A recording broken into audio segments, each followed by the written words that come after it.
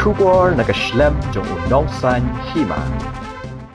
Most Rev.Victor Lyngdoh, Archbishop Kajalan Yam Shillong, Ula Kyrkhu ya Ïingmane Thymmai hakashnong Sohlaper, Sub District Ding Paso, Jong kashnat niam pentor kra St. Peter bat St. Paul. Archbishop Victor Lyngdoh kum ukongsan, ban pen benta ya kamas bakhut, haka jing Kyrkhu ya Ïingmane Thymmai, ya ka ba ainam haka do nut bakhut tam ujisu. Ula ai kasneng ka kraw bakum ki brio ki batieng ya ublay, kis ngautu ya ka jing imlajong, ban shania ha ublay, om ha ki brio, naba ka penjenga ya ka jing adai ka bakan jablay.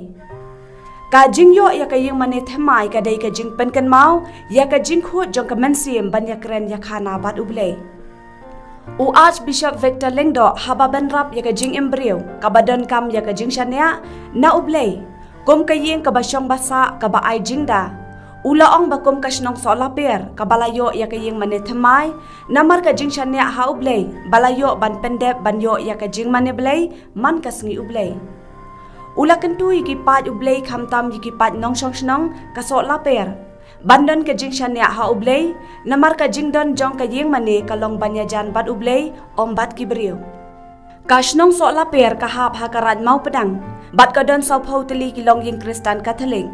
Barok si kata kasnong Sohlaper kaya sno lang bat kabalang snong mauyong Sub District Ding Paso. Ya katay ka Ïingmane ha Sohlaper. Latay da ka jing nok senyang kipat bak Kristan, jong kasnat niam pentor kra, bakan thup ya ka mau pedang, tenring Ding Paso bat kinong lebha. Ya ka ngo ka demblay ka jing Kyrkhu Ïingmane lale do Archbishop Victor Lyngdoh. Ubala duwai kerpat kerpon, ha umensim rengkat kasenret da ka kesiar rupa, ha ki saudong saukun ka Ïingmane.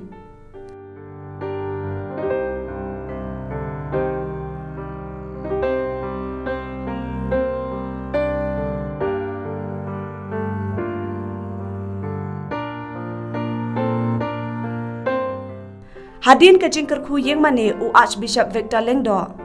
Ula ai ya ka sakramen jing penskem, ya ki khun samla bat ka jing ai communion, ya ki khenarin.